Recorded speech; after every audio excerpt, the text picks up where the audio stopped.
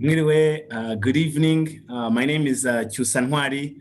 I'll be your moderator for this panel, which is a series of talks to fight genocide ideology and denial. It's on the platform of One Nation Radio, and I'm here with some esteemed guests that I'll introduce in a little bit. We're always proud to be going around the diaspora, where there's the Rwandan community, to really know what's been done on the ground, because they're the best ambassadors and they're the best ones to know what's happening in their respective country that they call home, away from their home, Rwanda. Today, we are joined by Her Excellency, the High Commissioner of Rwanda in the United Kingdom and non-resident ambassador in Ireland since December 2015, Madame Yamina Karitanyi. Thank you for being with us. As well with Madame Naila Chira, who survived the 1994 genocide against the Tutsi when she was 12 years old. She's an active member of the Rwandan United Kingdom community. She has a bachelor in psychology and criminology and a master's in social work. And she's a professional in children and family social worker and a proud mom of 2 sons. Last but not least, we have Dr. Andrew Wallace, who first visited Rwanda in 1990, and ever since has been a regular visitor. He's an academic, he's an investigative journalist and an author of 2 books, one called Silent Accomplice, and the latest one is Stepped in Blood, Akazu, and the architect of the Rwandan genocide against the Tutsi.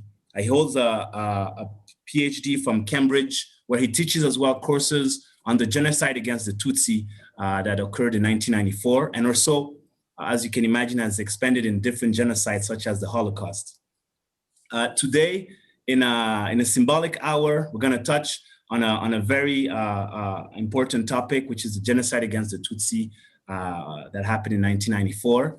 I always like to start by saying it is hard to cover such a topic in 60 minutes, but today our goal is to expand the mind of our attentive audience, to intrigue them in doing more research, and also to hopefully terminate or stop any misconceptions and any denials or revisionism that is happening in the diaspora and around the globe.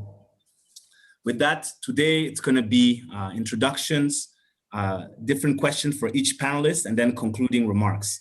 I'll start with you, High Commissioner. Can you briefly give our audience an overview of your scope of work in the United Kingdom regarding educating its citizens about the 1994 genocide against the Tutsi? Thank you very much. Thank you very much, Kusa, and thank you for hosting us this evening on such a very important topic of discussion, which is happening as we commemorate the 94 genocide against the Tutsi. So we're very grateful. The work of our mission as the High Commission here is, of course, to represent the interest of Rwanda in the United Kingdom, in Ireland, and most recently in Malta, which is part of our jurisdiction. What that means is you cannot talk about Rwanda without touching on the very painful history, recent history as it pertains to the genocide against the Tutsi. How do we use our platform, the platforms availed to us, to educate citizens and other partners on the topic? As a High Commission, our initial line of engagement is state to state. So we first do that working with the UK government through the Foreign Office. We do that by engaging with the Parliament, both houses, Member of Parliament, as well as the House of Lords. We then use public diplomacy, which in combining it with social media is one of the channels that has helped us tell the story of the genocide against the Tutsi. Along with public diplomacy, and of utmost importance in this discussion today, is the role of our diaspora in telling the story, the history of Rwanda and the history as it pertains to the genocide against the Tutsi. So we work hand in hand with our very active diaspora members. Beyond working with them, we also have to ensure their well-being, because within the diaspora, we have survivors, as Naila is representing them today. And so we have to ensure that their stories are told, their well-being is also cared and looked after, as they help us engage within the communities that have embraced them. Because when you say diaspora, you talk about Rwandans who are now represented within communities of non-Rwandans in the United Kingdom.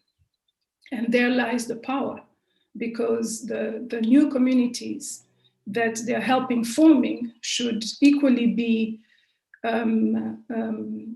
educated about the history of Rwanda and the history as it pertains to the genocide against the Tutsi. So those are the lines that we usually, or the channels that we use to educate various members within the UK, Ireland, and Malta about the genocide against the Tutsi. Thank you. Thank you, High Commissioner.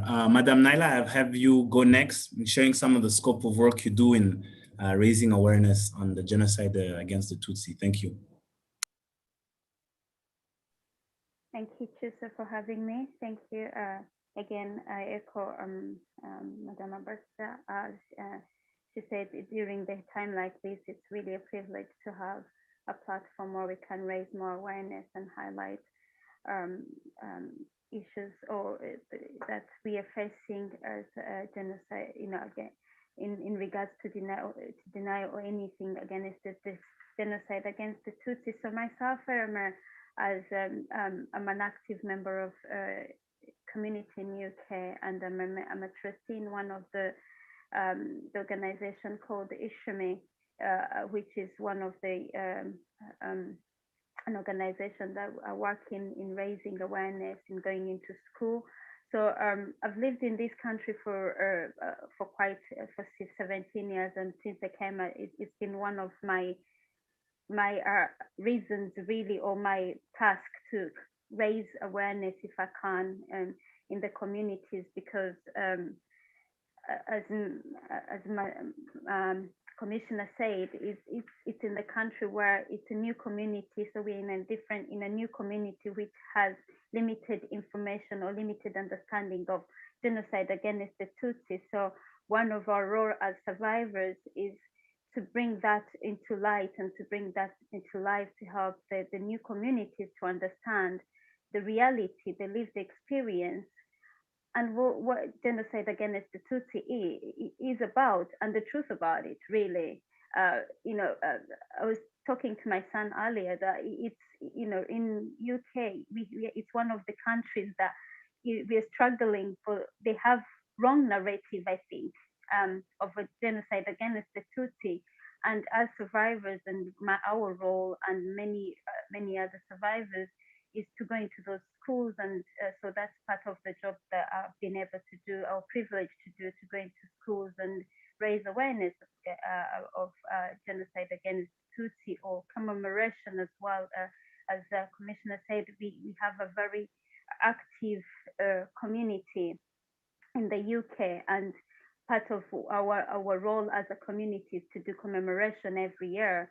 And that is a part where we are able to to share and speak and raise awareness and fight against the deniers as well. So yeah, that's one of the things that I've been doing, as well as in line with other survivors and in work with the High Commission as well. So yeah.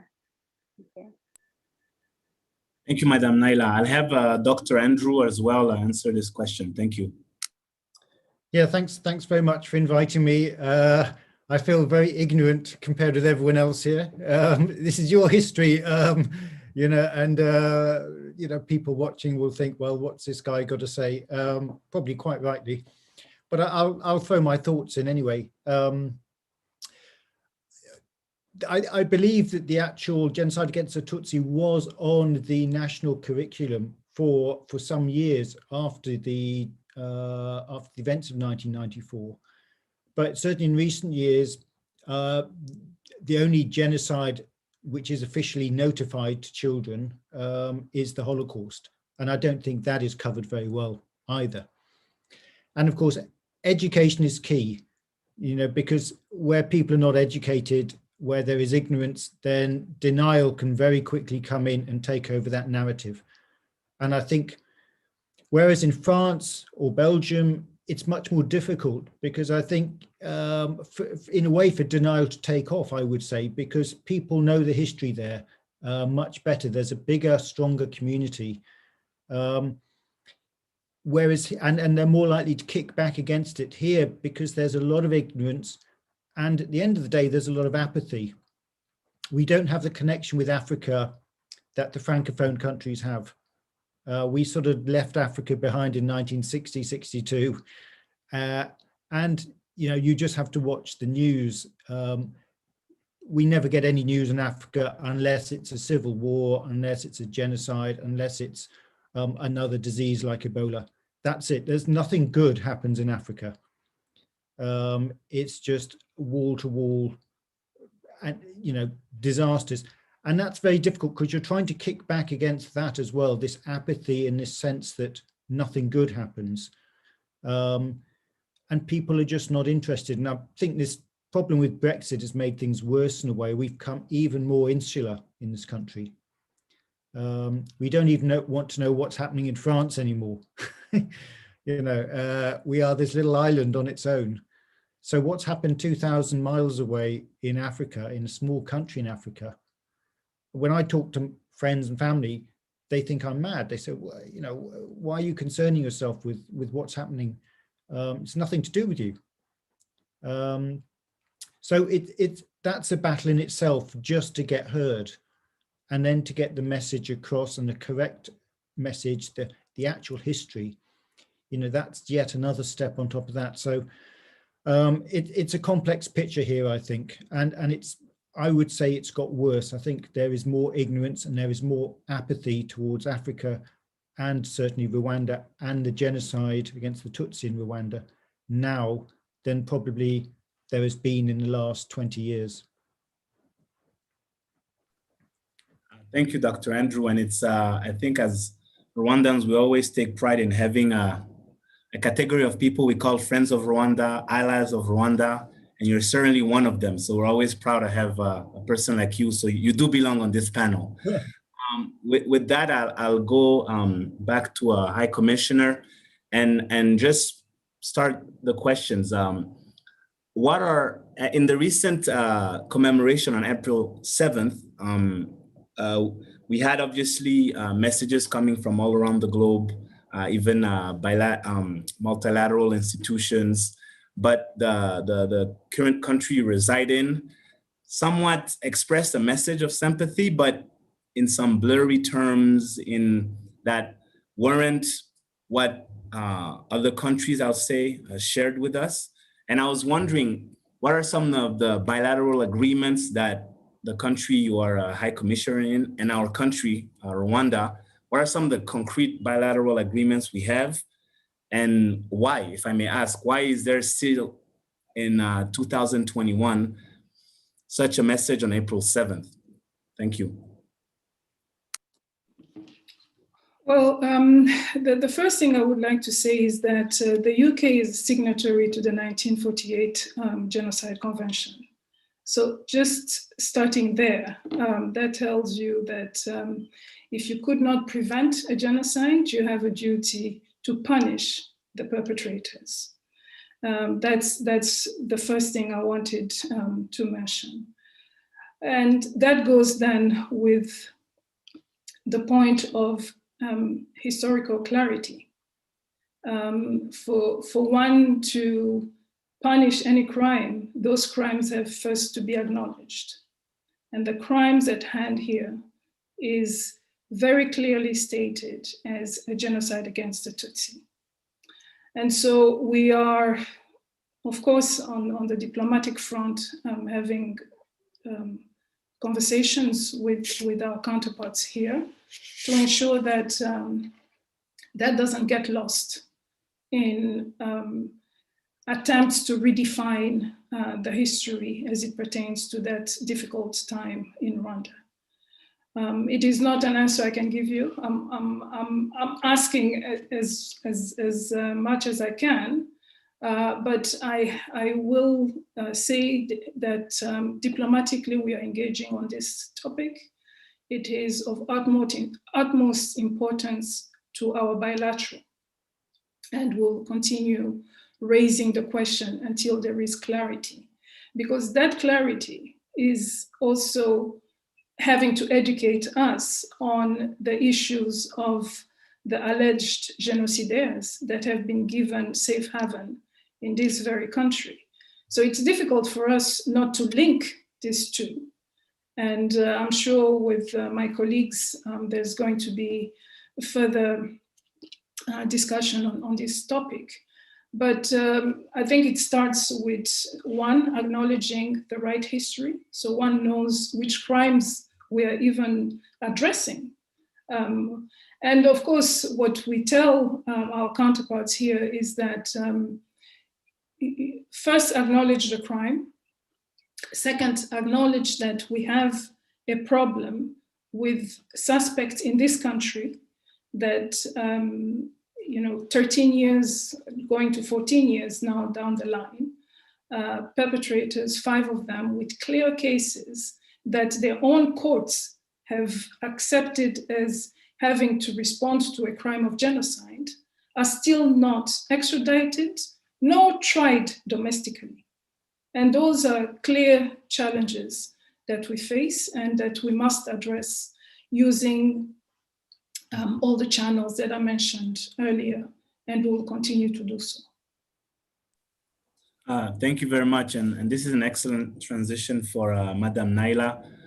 As you said, 17 years ago, you transitioned to coming to the UK. And I was wondering, after living in Rwanda, where there were more people that could share kind of your history, how have you adjusted to now living in the UK, where maybe not everyone understands it, and how, as well as a survivor, there's some safe spaces created for you to share your story? Because as High Commissioner just said, it's a safe haven as well for some genocidaires. There are suspected genocidaires. So how, as a survivor, how have you been able to navigate in some safe spaces to share your story in the UK? Thank you. Thank you, sir. In regards to adjusting, I think it's hard when you come, of course, in a country in a different environment, especially from in your own home and your own history, where they know your lived experience, and then come into a country which is new. But I think there is this resilience in Rwandan people and survivors, as really that is embedded in us, that you kind of get somewhere and live and survive and thrive. But it's adjusting is hard. I think I'm still adjusting. And many of survivors are still adjusting. I think adjusting is every day. And especially in a country like, as High Commissioner said, where there is people who have committed these crimes against Earth, and they're still roaming around freely. And in a country where for me personally, I think the UK, it's hard to adjust in a country where there is limited understanding of genocide against the Tutsi. You have to adjust with where you go to work, because they have no, as Dr. Andrew said, people don't know Rwanda. People don't know what happened to Rwanda. They choose what they want to know. And for you to engage, you have to adjust to them understanding what your history is, what really genocide against the Tutsi is, to what they know, or what they've been given, or what they've been told, or what social media has told them, or the narrative they have. And then you have to adjust as a mother and explaining to your children the exact history of Rwanda and genocide against Rwanda from the narrative or what social media is showing, is giving them. So to me, adjusting is every day. But in respect of how I've adjusted now is for us to create that. It is our duty as survivors, as hard as it is. It's not easy. You know, we have created that safe place, whether it's through working with the High Commissioner, whether it's through working with other small organizations such as Rumuri, such as the Shamis, you know, to create that safe place to be able to share our history, not because it's comfortable, but to raise awareness, to make sure that the unspoken is spoken, to fight what is happening in this country. Because when I talk about raising awareness, is because when you speak at local people, they have no idea. And there are some people as well in high positions that seem not to know the idea of genocide against the Tutsi, simple as terminologies and things like that. So it is the adjusting is for us to create that space. And the community of Rwanda in UK, we as I said earlier, we commemorate every year.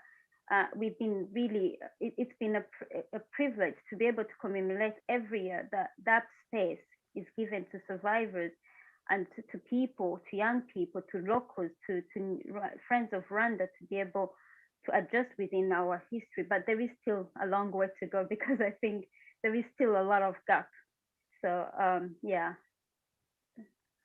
I don't know if I've answered that. Absolutely. Thank you, Madam Naila. And we always commend people for kind of doing this this task, because it's not like you were mandated to do it, but you still decide to do it. So we always are grateful, and we commend you for your activism. Dr. Andrew, can you share with us, since you've been acquainted with our country since 1990, going back and forth, can you share with us some of the comprehensive research that you've conducted around some of our, so maybe the negationist more narrative, and maybe some even living in the UK? And then with that as well, how can our UK Rwandan diaspora organize to systematically and scholarly fight back such revisionist authors? And I'm thinking of, there was BBC, The Untold Story. Even I'm thinking even in some shows, which is also sometimes subtle, but there was Black Earth Rising on Netflix. I mean, all those different outlets where people are just, again, creating more confusion. I was wondering, with the comprehensive research you've done, how do you think, as UK, as Rwandans living in the UK, how can we fight back? Thank you. Well, I mean, we are living in the age of denial, and we're living in the age of disinformation. But we're also, on top of all of that, living in the age of entertainment. So people's attention span is really short. I mean, Twitter is there for a reason. It's 140 words you've got to grab them. They might not even read all of that. You know, a social media post, the days where you'd read through a book or an article, or, you know, even a decent newspaper column where the journalist was based. I mean, I remember flying out to one of my first trips was flying out on a plane with the BBC Great Lakes specialist, Rwanda specialist. He lived in Kigali, sitting next to me. You know, each paper in the UK would have a correspondent in not just the different regions, but often the different countries. So you'd have a guy based in Kampala, and a guy based in Nairobi, and a guy based in Cape Town. Now you have a single person representing the whole of Africa. You know, the Guardian's got one guy in Africa who literally has to run around Africa, you know, doing stories. The BBC's the same, because they've been cut to basics. So the information's not coming in about the continent. And I think that's a real problem, because it means there is a lot of ignorance. And as I said, there's a lot of apathy. So you can be the best researcher in the world, and there are some good researchers, and they've spent time in archives, and they spent time interviewing witnesses and getting sources. And the frustration is, you then get someone like Judy Reaver come along, 350 pages. She turns the genocide against the Tutsi on its head, and people believe it. All the sources are anonymized. You don't know who she's spoken to. There's no reports which were done. There's none of the historiography that's built up and built up, thousands and thousands of gigabytes of information. She doesn't look at any of it, doesn't quote any of it because it doesn't suit her. But people believe it. And what we're fighting against today, I really think, is the way the genocide against the Tutsis has been politicized. So it's been taken out of its historical authenticity, what actually happened, the facts, what actually happened in 1994, that's been lost. And certain people today, because they don't like the particular government in Kigali, are now, in order to attack that government, are willing to even to use the genocide to turn it upside down. So I always give, you know, it's like, in a way, not liking Benjamin Netanyahu, and on the back of that, completely reversing the Holocaust. You know, it wouldn't be acceptable, but people feel they can do that. You know, no, you know, Rwandan government isn't doing this, this, and this. And so, you know, these deniers like Riva can quickly get these people onto their bandwagon. And it's hugely disappointing because you're fighting constantly just for the historical truth. You know, and that's the baseline, really. This actually happened. We've got reports, we've got survivors, we got testimony, we got trials, we got, you know, it's there. But people don't. Even places like Cambridge University, they just do a quick Google and that's it. They see it, they read a report in the New York Times by a journalist who doesn't like the current government, and Judy Riva's fine. That's it. That's, you know, and to my feeling is, you know, again, bring the Holocaust in here. If, say, for the Holocaust, I wrote a 350-page book and all the sources were anonymous, and I said, actually, the Jews killed the Jews. It wasn't the Germans, the Jews killed themselves. They infiltrated, you know, themselves and then slaughtered hundreds of thousands of themselves. Would I be given a platform? Would I be given a platform at a prestigious university like Cambridge to come and say these views? They would say, we're not going to touch you. You know, this is just rubbish. We know what happened. We've got the sources. We've got the books. We've got everything on this. And yet, Cambridge University today is doing exactly that. It's saying, Riva, you know, we're not going to look at what you've written particularly. We're not going to look for any authentication of it. We'll just accept you at your word. And that to me is really, you know, I cannot tell you how angry that makes me. And this coming from someone who taught at Cambridge and is a, you know, graduate at Cambridge, to see an institution like that, just really what they're actually saying is we don't know much about Africa.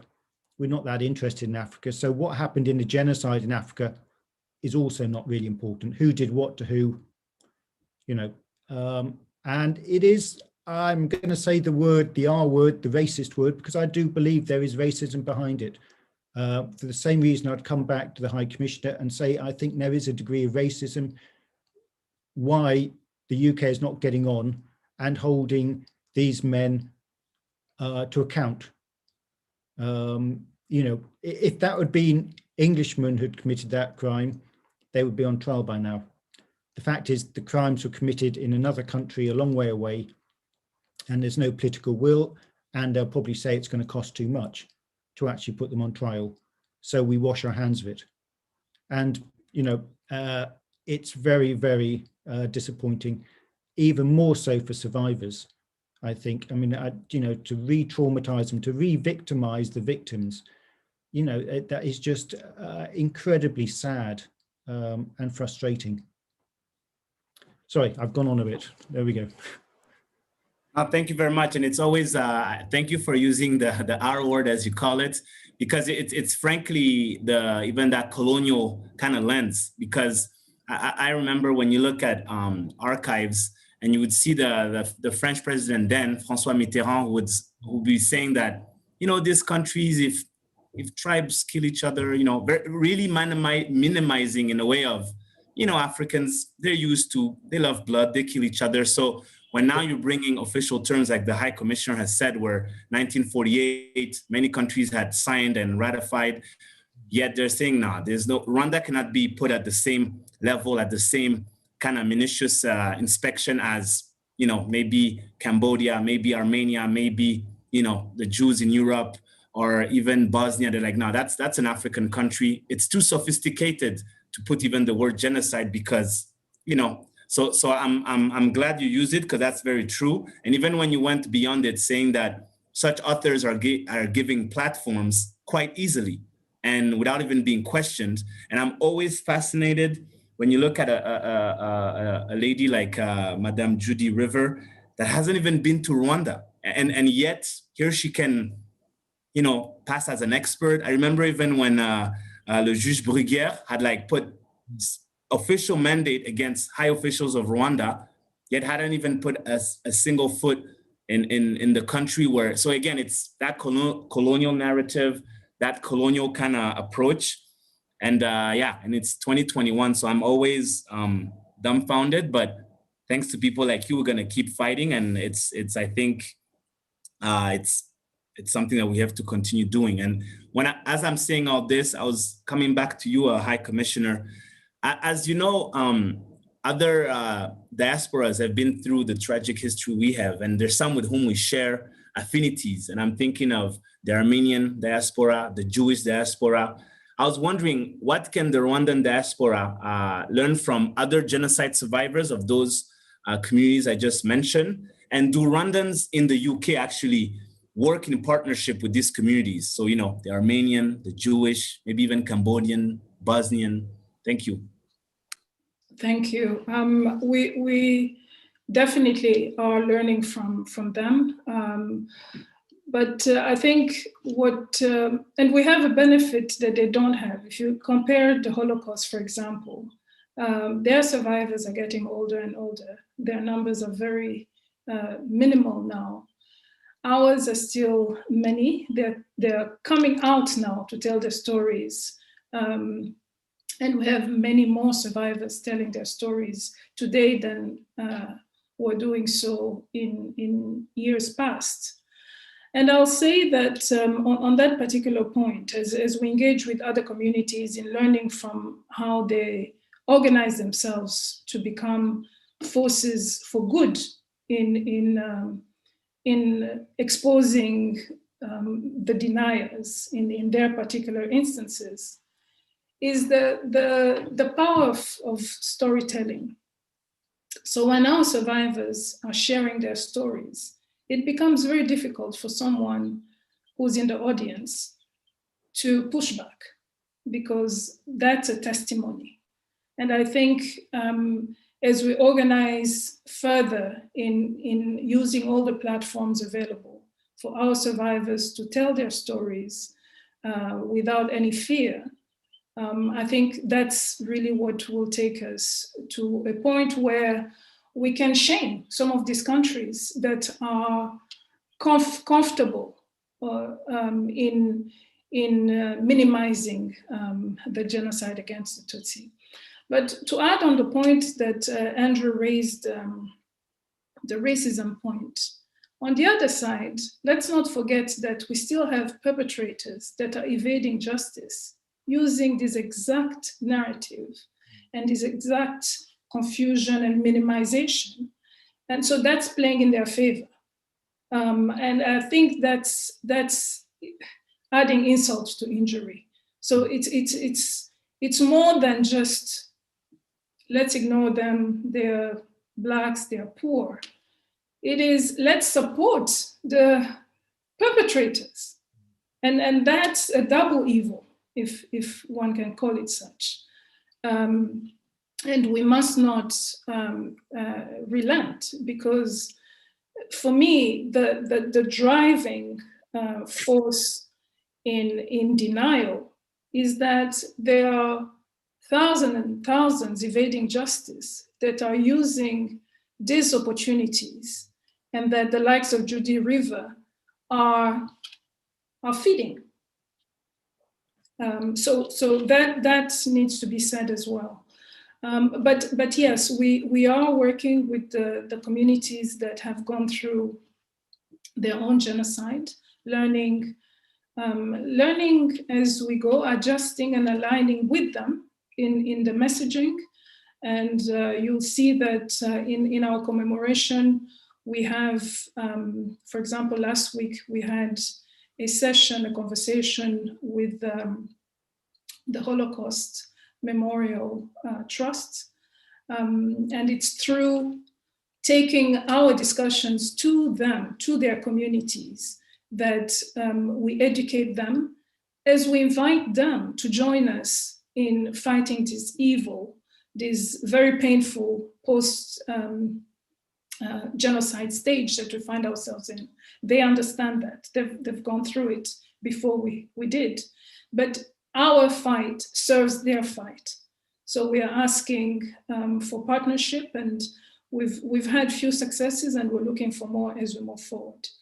And let me also add that our communities to succeed, for Rwanda to succeed in calling out the evil of genocide denial, we must use other people's voices. That's the only sustainable way for us to move forward. So as we tell our stories, we must engage with communities that understand and are shamed or find shameful that the governments, their governments, are giving safe havens to perpetrators of the genocide against the Tutsi.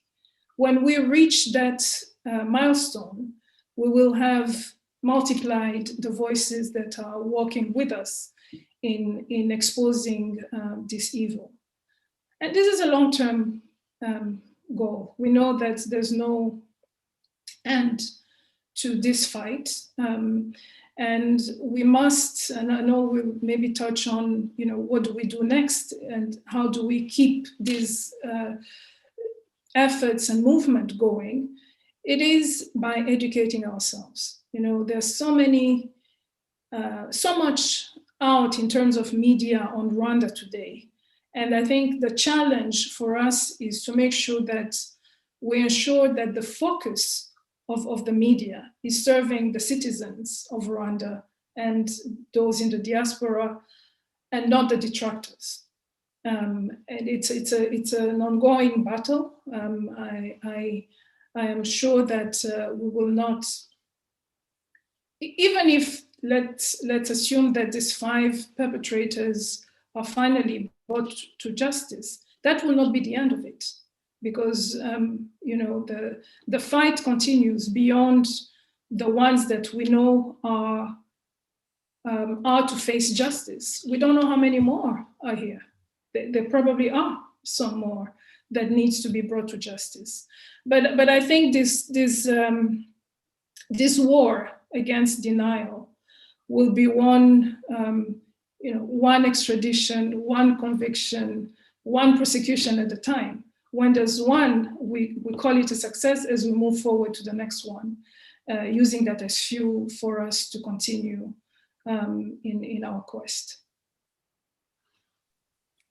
Thank you very much. And I always appreciate when one highlights the power of allyship, because it's important to obviously have Rwandans fighting this noble fight, but as well at some point, like you said, multiplying voices, where now even when a Rwandan is not in the room, if something is said in a very inaccurate way, that person would stand up and say, no, I know the accurate history and you are wrong. And that's where when someone sees that it's not coming from a quote unquote subjective Rwandan, they'll see like, wow, this person has almost no vested interest in rectifying what is said, and yet they're standing up and speaking. So I do believe in absolutely the power of allyship and having our voices multiplied.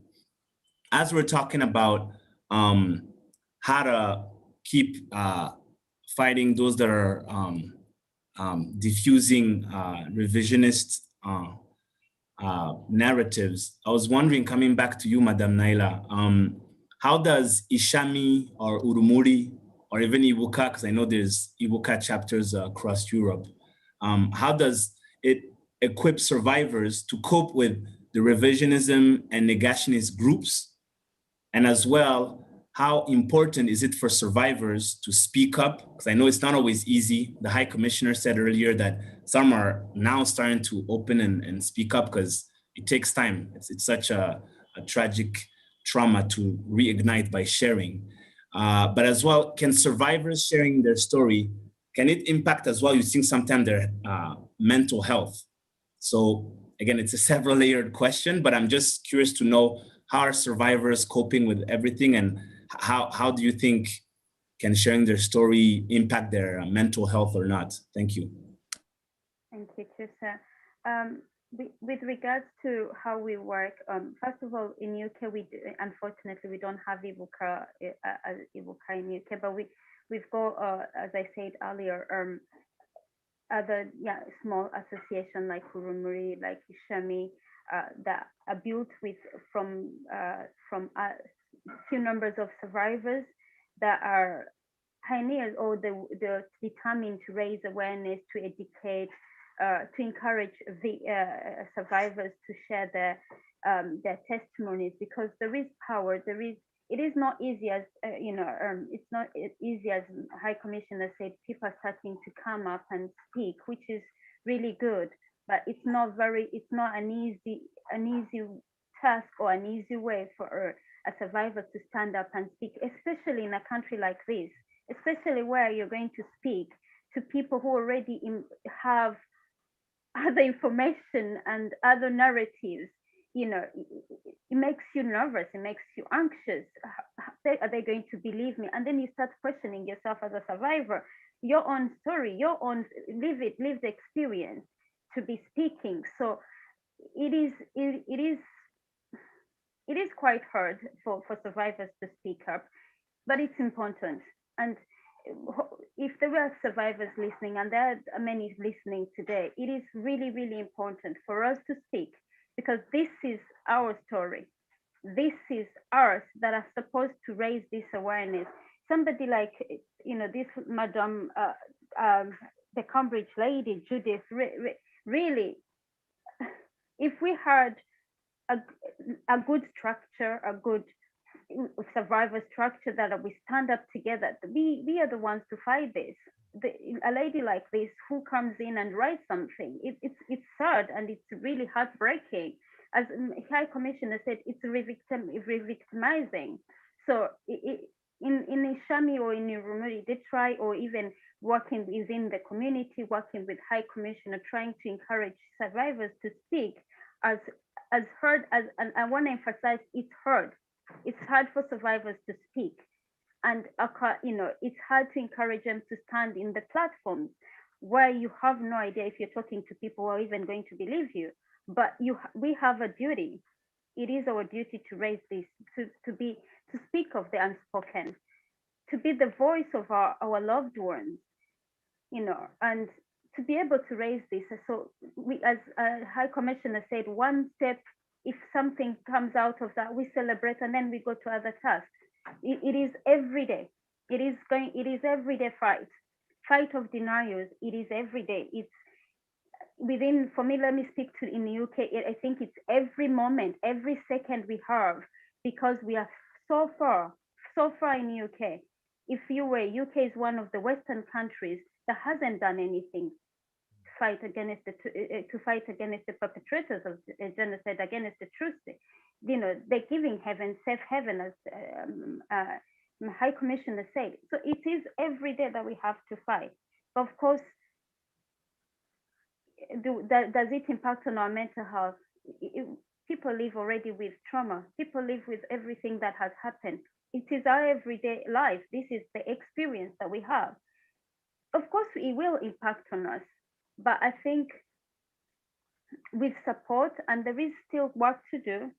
There is still work to do to be able to empower survivors and them to be able to feel safe and confident and reassured that they'll be okay.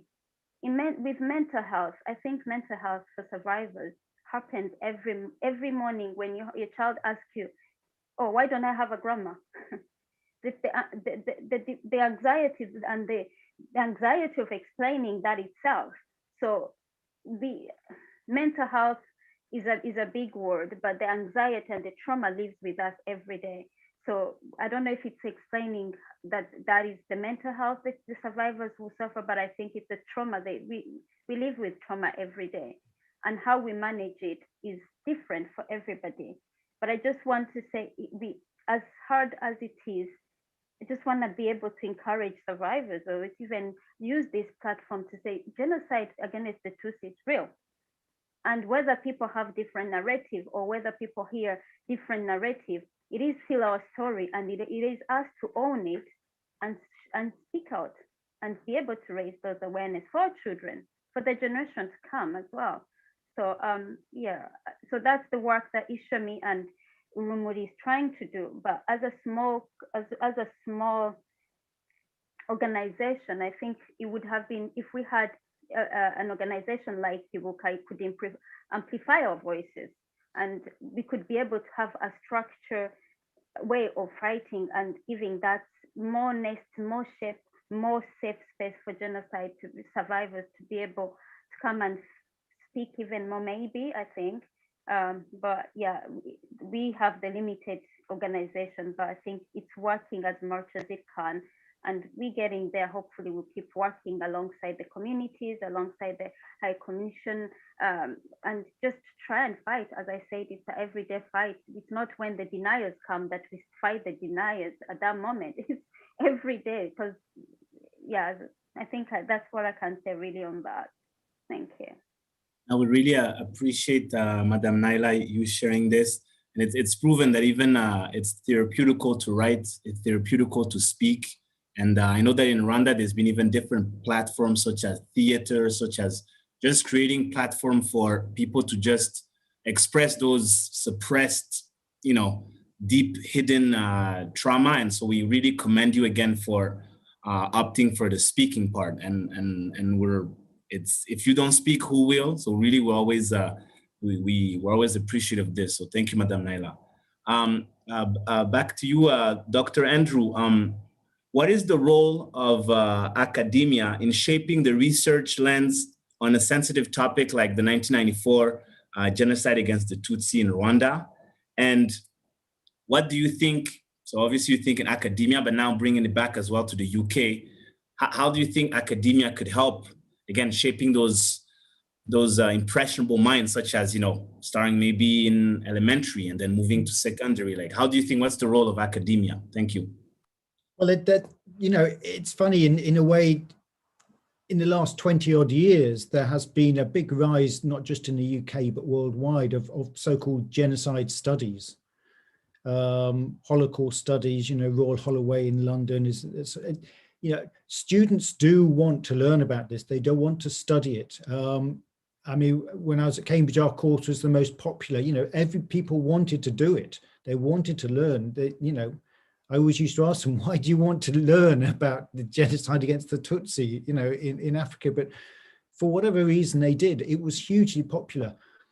And people want to learn about the Holocaust. I suppose we're also in the era of true crime. People want to know, how do these events take place? Why do they take place? Why are they not stopped?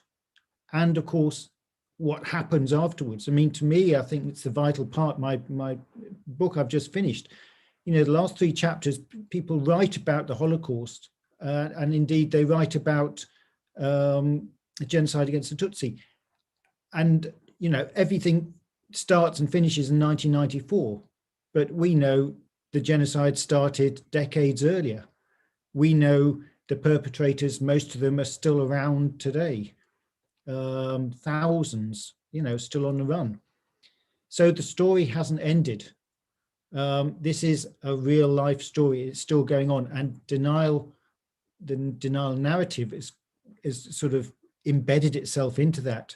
So you have the perpetrators, their denial ethic has sort of also seeped into mainstream now, and I think that's so dangerous. So what Judy Reaver is repeating is exactly what was said by the killers themselves during the genocide of the Tutsi. It's what the Rwandan ambassador was saying at the UN.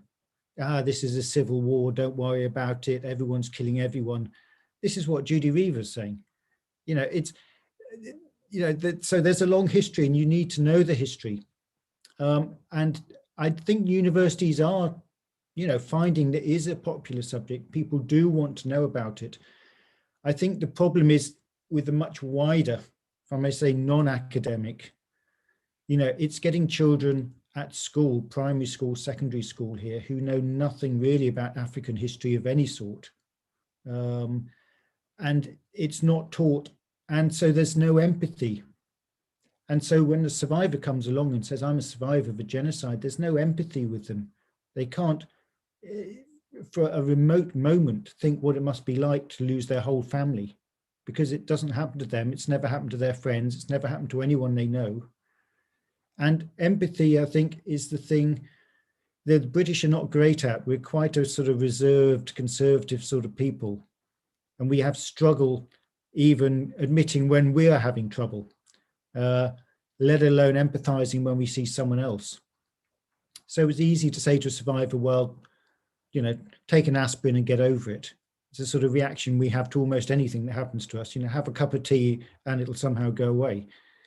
And that's very, very difficult to educate against, because you're educating not just about factual information, but it's a sort of, almost you're having to educate a whole new personality to say, look, these things care. They didn't happen in England, they happened elsewhere, but they're people and they're real people and they suffered, and we should care, because if we don't care, they will happen again.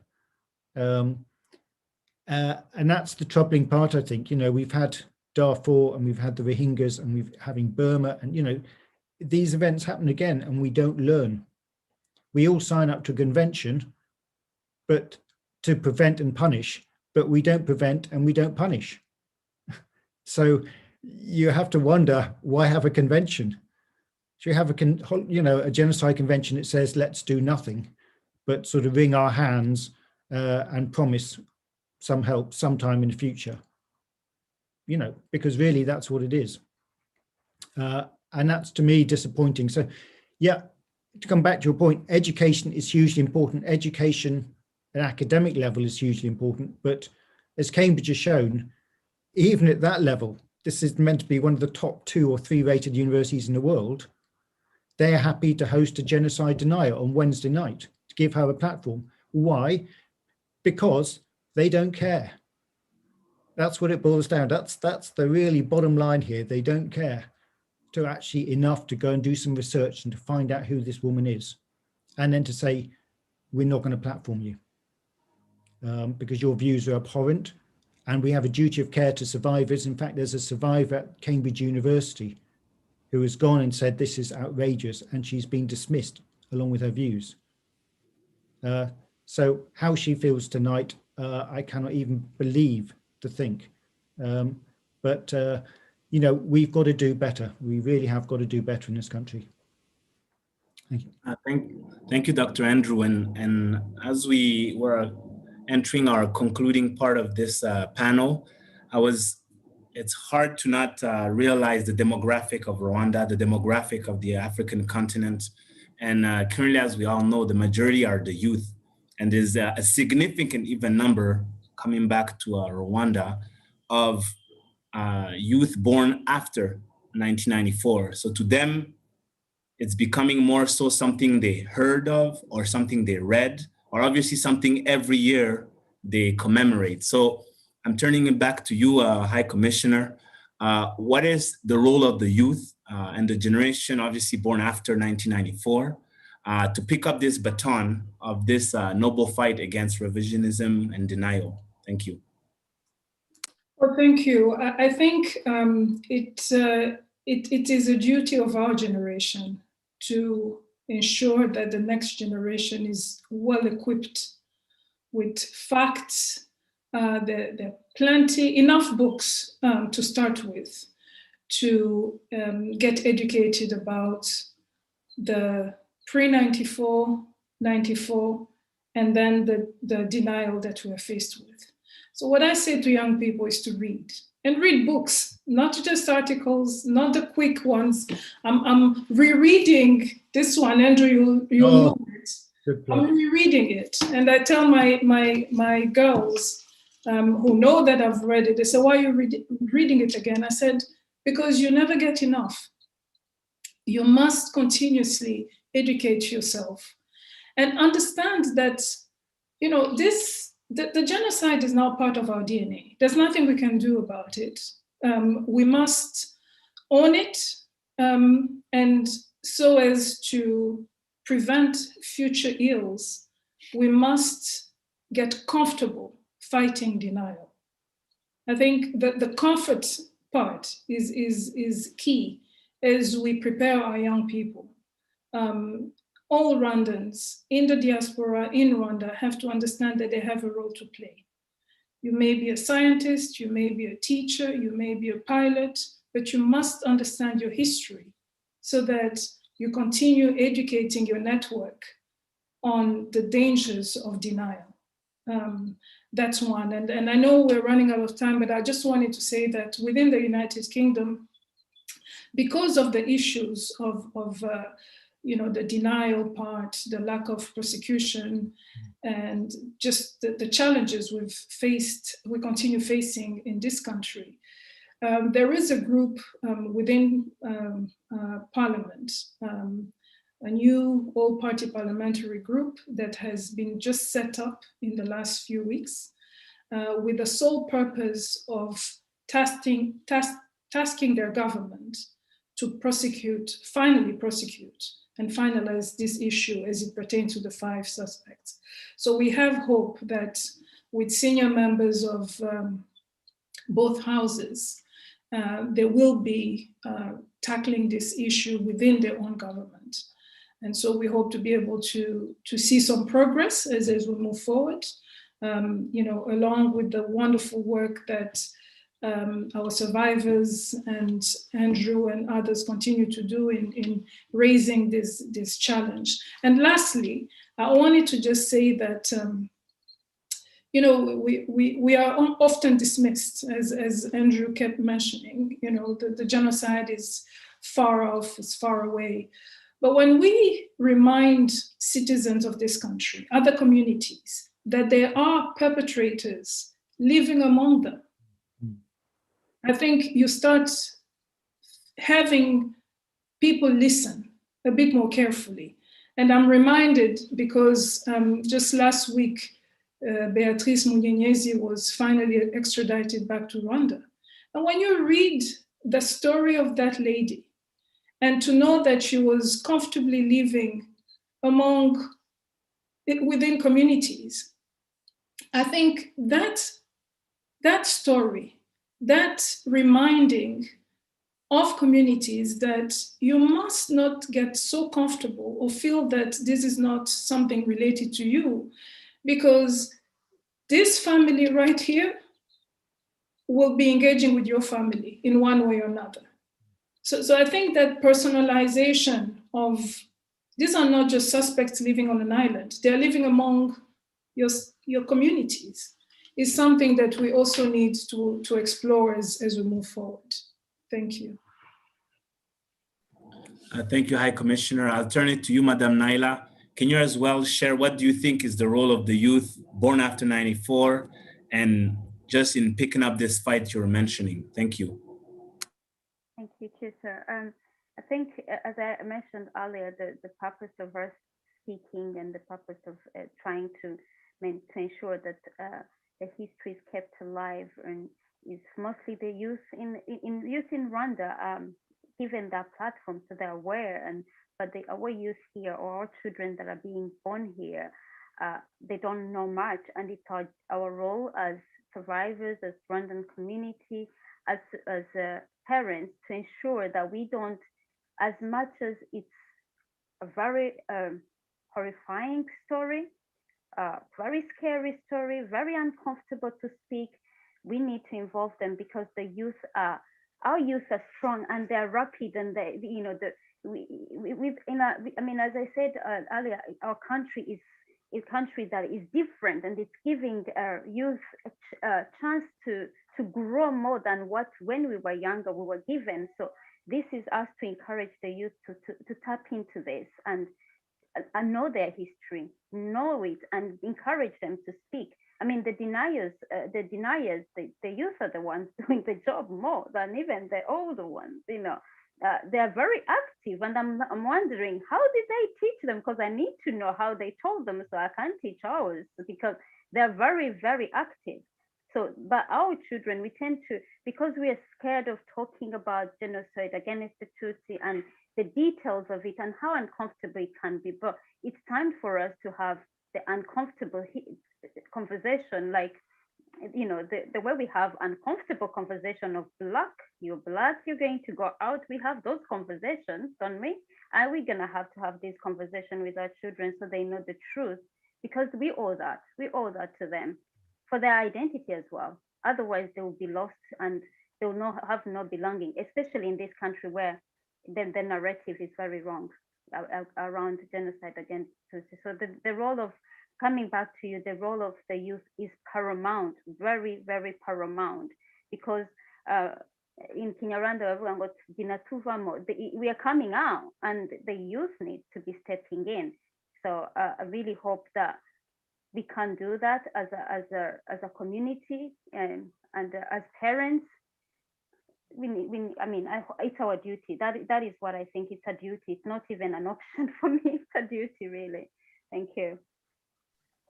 Thank you. And I really, I agree with you 100%, because you think of, if you're not taught at home on how to talk about the genocide against the Tutsi, how to handle when you're confronted to a negationist, it's going to come to you anyway. Because I remember even growing up most of my life in the diaspora, I was fortunate at home. I was taught a lot and I was very exposed.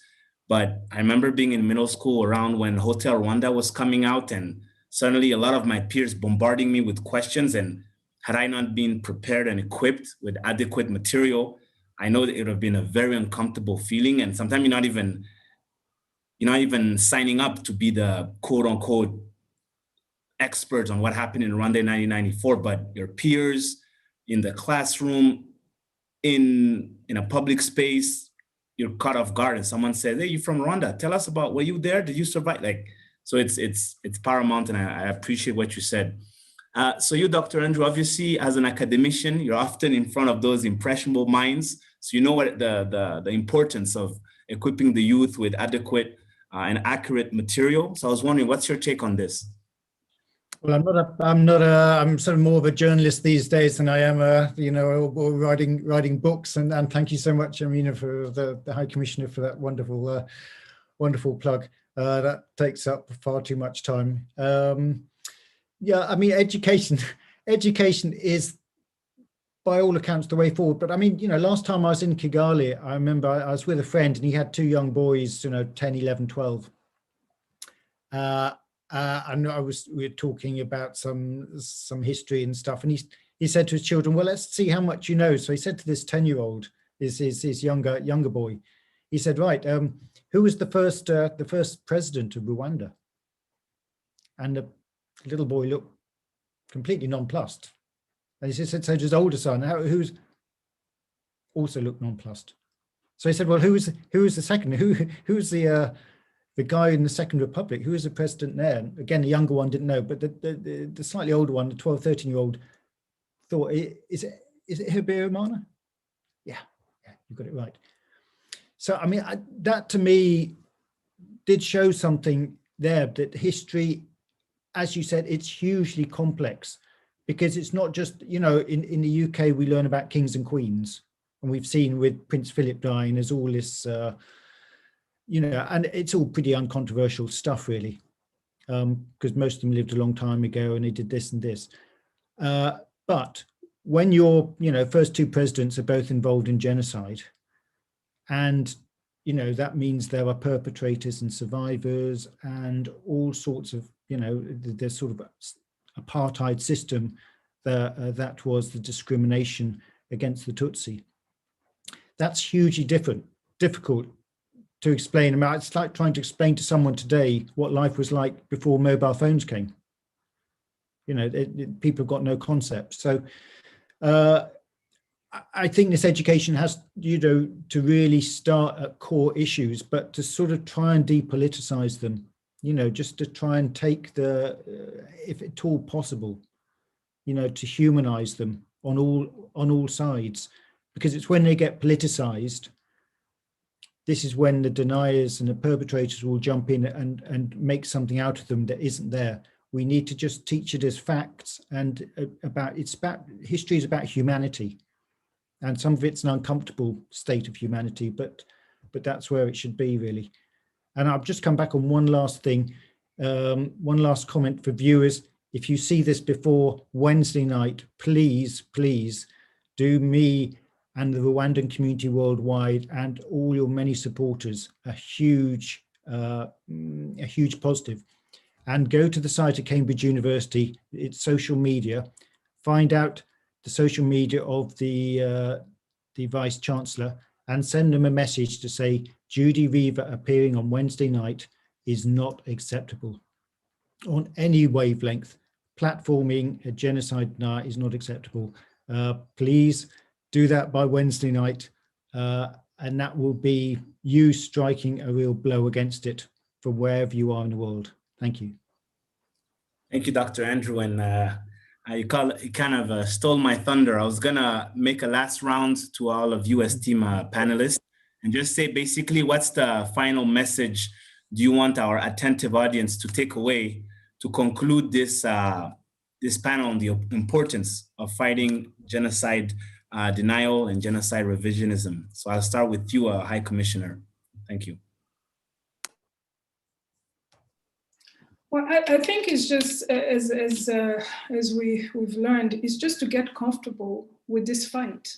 I think it is here to stay. We need to understand that it is ours to fight. And by ours, I mean Rwandans, friends, and citizens of the world. We all need to unite on this fight because it will make life easier as we move forward. And the last point, I think, you know, in the West, people understand terrorism. When you say terrorism, everybody jumps. And I often say, you know, you look at terrorism acts and you compare that to genocide act, which is very violent acts that are not just an event. You know, genocide is not an event. It's something that stays with generations and generations. So it's getting comfortable with this denial, finding ways and translating to the communities we are talking to so that they get it and understand it. And we continue exposing it. But thank you for this opportunity. Thank you, High Commissioner. I'll have you go next, Madam Naila. Thank you. I don't know if I can say much more than what the High Commissioner has said, but what I just want for the viewers or anyone who will be watching is genocide against the Tutsi is real. It's real. It's whether you accept it or not. We know what happened to us. We know what happened in our country. And if you can help to advocate, do help. If you can't, stop denying it because it's our history. So stop denying it. But I just want to say that, you know, survivors and community in UK community is this, the fact that we're having this conversation after, you know, 27 years after, and we're still talking and we're still talking. This shows how, as Dr. Andrew said, that it's not being given the importance in the country we're in. And the fact that we're still raising it after 27 years, it shows that the fight is still on.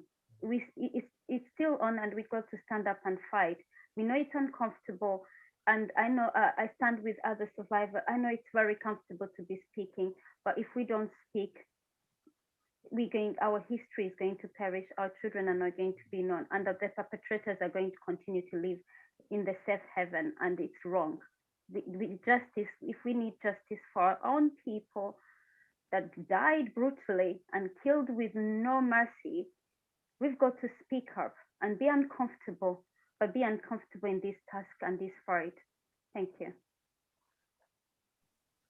Thank you very much. Dr. Andrew?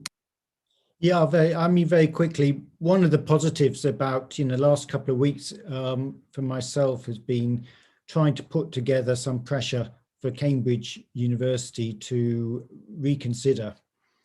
And we've got an open letter, and it's over 160 academics, journalists, it's quite incredible how many people have signed it from around the world. You know, the Holocaust Day Memorial Trust here, Aegis, obviously, but we've had Armenian groups, we've had the World Jewish Congress. You know, it's basically people coming together and saying enough is enough, and not just Rwandans. This is, you know, this is, genocide is a crime against humanity. It's not just a crime against the ethnic group which has been targeted. It's a crime against humanity.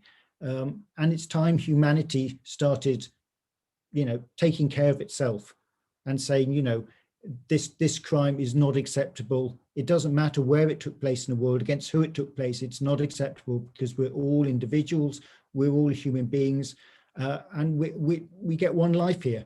And it should be a life where we care and support each other, not try to brutally murder people for no reason whatsoever, and then avoid the consequences.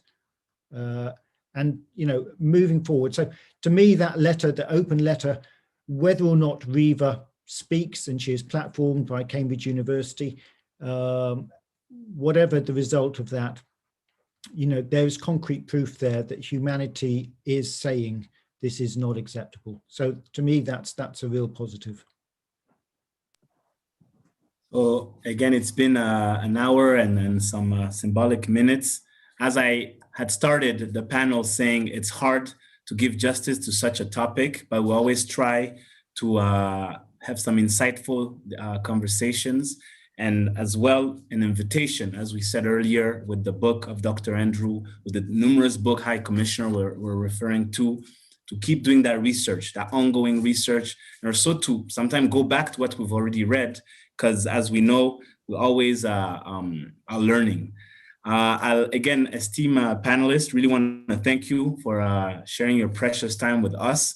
Again, it's always impressive to see people like yourselves that haven't, you know, selected or elected, I may say, to have this fight, but you're doing it, and we really commend you for this. You as well, obviously, Dr. Andrew, as a friend of Rwanda, as an ally of Rwanda, it does matter, as you said, with this letter signed by Armenians, Jewish, by so many other allies of Rwanda, and also people that care about making sure even a genocide happens nowhere around the globe. It reassures us, because at some point, as someone who's from Rwanda, you know you're gonna have this fight until it's over. Whereas others, when they're an ally, it's an elective. So we always commend them for this. To our attentive audience, we always are grateful that you follow One Nation Radio. This is a series of talk. We're always looking forward to having many more. We are always thinking, should we also turn it towards as well that youth we all were talking about? Because like we all said, some of the concluding remarks I heard here was that the youth is going to be the one picking up the baton. And if we don't equip them adequately, you could be surprised on how the future could look like. But once again, this has been Chusanwari, the moderator for this panel. And we're always grateful. And as I always say, to those of you that care about this fight, please always remember to take care of the person you see ever in the mirror, which is you. Because by taking care of yourself, you're going to be able to take care of the community. And it's our voice, our fight, our history. And if we don't speak for it, who's going to speak for that? So with that, muragahorana amahoro masa y'Imana, and tukomeze kwibuka twiyubaka. And I'm really thanking all of you for your attention this evening. Merci beaucoup.